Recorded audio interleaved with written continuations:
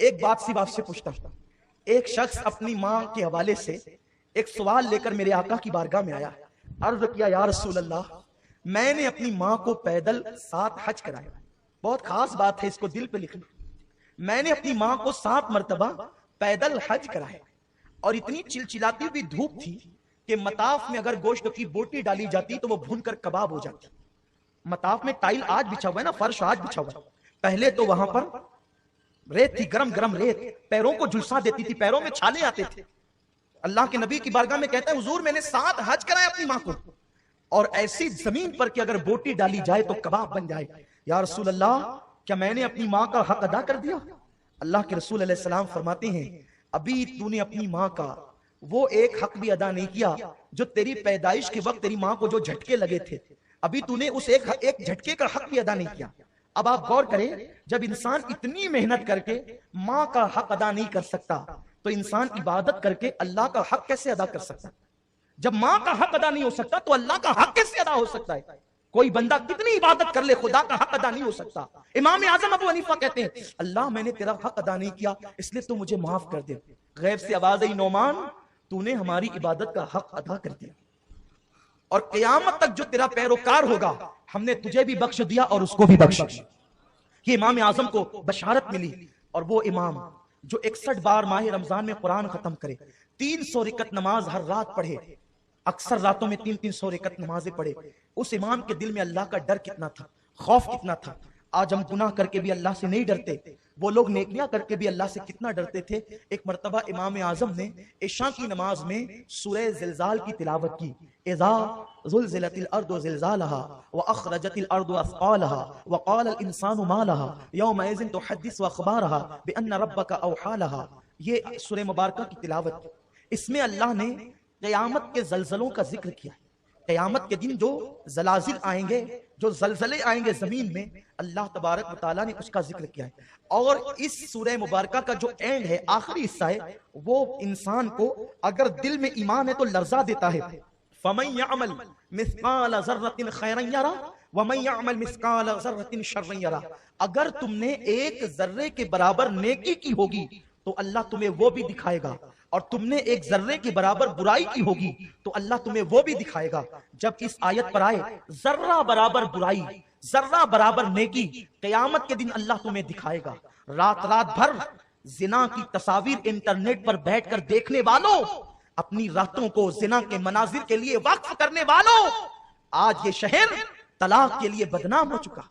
شہر کے سینئر لوگ کہتے ہیں کہ 40% طلاقیں اس لیے واقع ہو رہی ہے کہ جوان جو کچھ موبائل میں دیکھتا ہے بس وہی اپنی بیوی کے ساتھ کرنے کی کوشش کرتا ہے، اور جب بیویاں کرنے نہیں دیتی تو جھگڑے پیدا ہوتے ہیں اور طلاق کی نوبت آتی ہے۔ انٹرنیٹ آپ کے لیے آئیڈیل نہیں ہے، اللہ کے رسول کی زندگی آئیڈیل ہے۔ آپ کسی گائے بھینس کو بیوی بنا کر نہیں لاتے، آپ کسی انسان کی بیٹی کو بیوی بنا کر لاتے ہیں، اور جب آپ کسی کی بیٹی کے ساتھ جانوروں جیسا سلوک کرتے ہیں تو اس سے پہلے آپ کو احساس ہونا چاہیے اسی شکل و صورت کی آپ کے گھر میں ایک اور مورت بھی ہے جس کو آپ بہن کہتے ہیں، اور اس بہن کے پیر میں کانٹا چبھنا بھی آپ کو گوارا نہیں۔ تو جیسے آپ کی گھر میں ایک مورت ہے جس کو بہن کہتے ہیں، وہی صورت تو آپ کی بیوی کی بھی ہے، وہ بھی تو کسی کی بہن ہے۔ تیری بہن کو اللہ نے پیدا کیا ہے تو تیری بیوی کو بھی تو اللہ نے پیدا کیا ہے۔ نفس کے غلام بننے والوں، خواہشات کو معبود بنانے والوں، اور طلاق کو کھیل تماشا سمجھنے والوں، ہمارے لیے تو آئیڈیل رسول پاک کی زندگی ہے۔ لقد کان لکم فی رسول اللہ اسوۃ حسنہ، کہ تمہارے نبی کی زندگی تمہارے لیے بہترین نمونہ ہے۔ اللہ کے رسول صلی اللہ علیہ وسلم کی سیرت طیبہ کا روشن باب تو یہ ہے کہ اللہ کے نبی صلی اللہ علیہ وسلم نے شدید غصے کی حالت میں بھی کبھی اپنی بیویوں کو ڈانٹا تک نہیں۔ اما عائشہ فرماتی ہے کانا خلقہ القرآن، ان کی پوری زندگی قرآن تھی۔ حضور نے اپنی ذات کے لیے اپنے گھر کی بیویوں کو کبھی نہیں ڈانٹا، اور یہاں راتوں رات انٹرنیٹ کے لیے وقف ہے، راتوں رات زنا کے مناظر کے لیے وقف ہے۔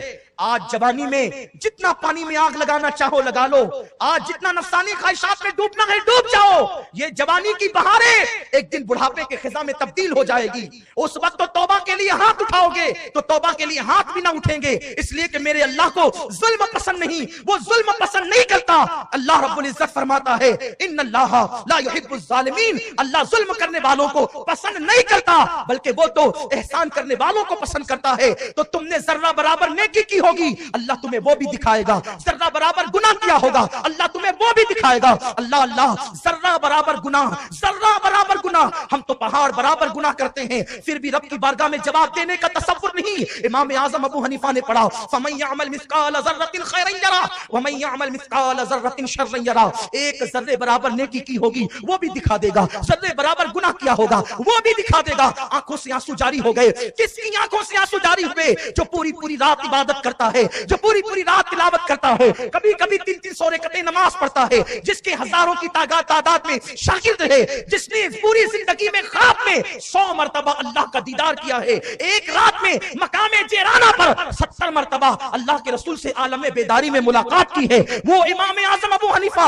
रो रहे हैं, पूरी नमाज रोते रोते मुकम्मल की। अल्लाह अकबर, हम तो वो सख्त दिल लोग हैं कि औलाद की मौत पर जिन्हें रोना आता है, माल के चले जाने पर रोना आता है, लेकिन कभी अपने गुनाहों को याद करके रोना नहीं आता। मुसलमान, क्या तेरा दिल पत्थर से ज्यादा सख्त हो गया? मेरा अल्लाह फरमाता है जो ऊपर से नीचे की तरफ पत्थर लुढ़कते हैं वो अल्लाह के खौफ की वजह से लुढ़कते हैं, जो बड़े बड़े पत्थर 2-3 टुकड़े हो जाते हैं वो अल्लाह के खौफ से टुकड़े टुकड़े हो जाते हैं, जो पत्थरों से पानी निकलता है जिसे तुम पानी कहते हो वो पानी नहीं होता।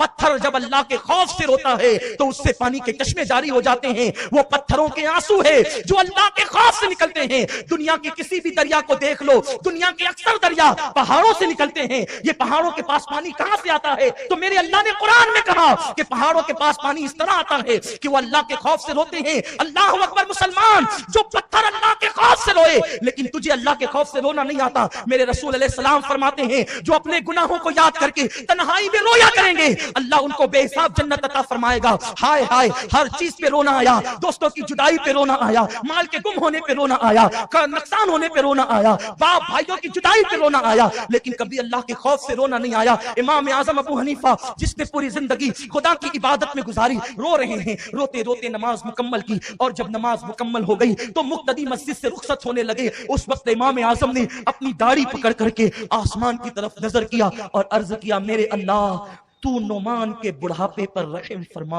मेरे अल्लाह तू नोमान के बुढ़ापे पर रहम फरमा, मेरे अल्लाह तू नोमान के बुढ़ापे पर रहम फरमा। मौला तू मुझसे क्या पूछेगा और मैं तुझे क्या जवाब दूंगा? अल्लाह तू मुझसे क्या पूछेगा और मैं तुझे क्या जवाब दूंगा? अगर तू हिसाब लेने पर आए तो कोई हिसाब नहीं दे सकता। मौला मेरे बुढ़ापे पर रहम फरमा। मोटे मोटे आंसू इमाम आज़म के जमीन पर टपकते हैं और टप टप की आवाज आती है। मस्जिद का मुअज्जिन जो आपका शागिर्द था वो कभी बाहर निकलता है, फिर चिराग बुझाने के लिए अंदर आता है, लेकिन इमाम को रोते हुए देखकर फिर बाहर जाता है, फिर अंदर आता है, फिर बाहर जाता है, फिर अंदर आता है, हत्ता कि इसी रोने में सुबह हो जाती है। और जब मुअज्जिन सोचता है अब तो बाहर जा नहीं सकते, अंदर आ गया, उसके कदमों की आहट सुनकर इमाम ने जल्दी जल्दी आंसू पोंछे और आंसू पोंछ करके कहा, क्या मस्जिद बंद करने का वक्त आ गया? क्या मस्जिद बंद करने का वक्त आ गया? मुअज्जिन ने कहा, हुजूर मस्जिद बंद करने का वक्त नहीं आया, बल्कि अब तो मस्जिद खोलने का वक्त आ गया, सुबह हो गई। कहा, अच्छा सुबह हो गई।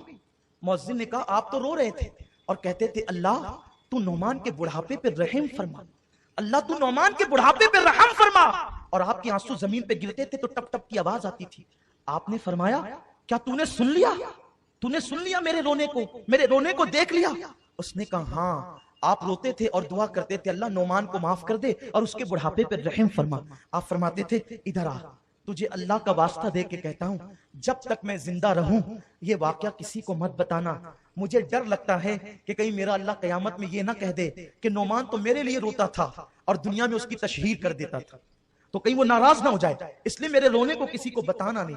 यानी रोते भी हैं तो छुपाते हैं, और अगर अपने तो 2 रकात नमाज कहीं पढ़ ले तो बल्कि कभी मुक्तदियों का हाल ही होता है कि कभी फजर में नहीं आए, एक दिन आ जाए फजर में और बेचारे इमाम साहब शोमिया किस्मत उस दिन ना आए, ओ इमाम साहब आज फजर में आप दिखे नहीं, वो पूरा मोहल्ला सुने कि ये साहब फजर